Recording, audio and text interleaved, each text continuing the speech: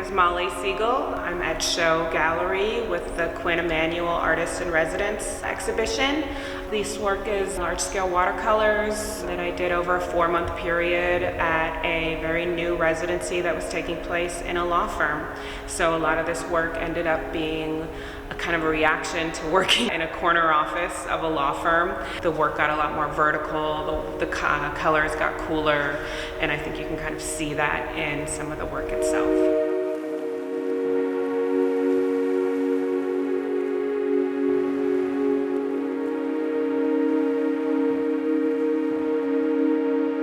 These are all watercolors. There's some gouache, there's water-soluble colored pencils, there's water-soluble crayons, and in this case, there's also a lot of salt.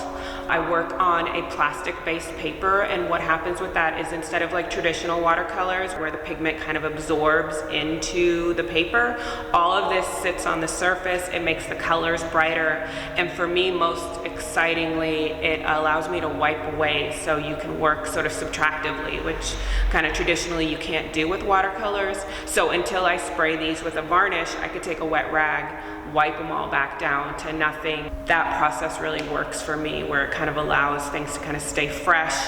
It helps me not to get precious, where I'm sort of get too attached to things, or I'm painting with my breath held. And it really allows for the material to do its own thing, for lack of a better word. Like, there is no material that works harder for you than water media, because it's wet, it's water, so it moves, it just sort of does all of these things. I use a really cheap gouache and it's gonna explode. I know chemically how it's gonna interact with these watercolors, and so it's more like I'm sort of setting up, or I'm orchestrating sort of a series of experiments that I kind of know how are gonna go, but then the medium itself does a lot of the work. I think this one is very much a reaction to the space I was in. Right outside of my window, I could see 3 or 4 construction sites coming up at the same time, including one construction site where I was at the residency for 4 months and it didn't change at all. And I think they lost funding, and so it was sort of this like husk of a building, and it felt like I was like across from ruins coming in and out of downtown LA. All I could see really was like these cranes and then these tents. There's also a ton of salt on this one. I sort of started out with the wildfire, and then I just really salted this, literally salted this earth, and so that sort of had a big textural element that I have been playing with more.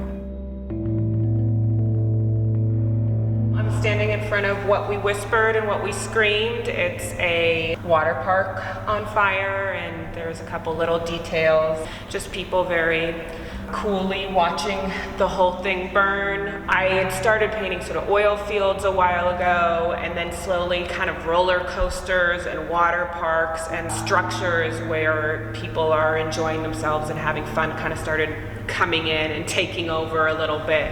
And I think I was really interested. I think it's a reaction to being in California, and it's a place where sort of like decadence and disaster are kind of constantly feeling like they're like right at each other, and sort of having these things that are only for leisure, only for play.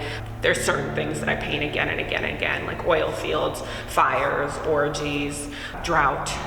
I try to not necessarily have it mean one thing.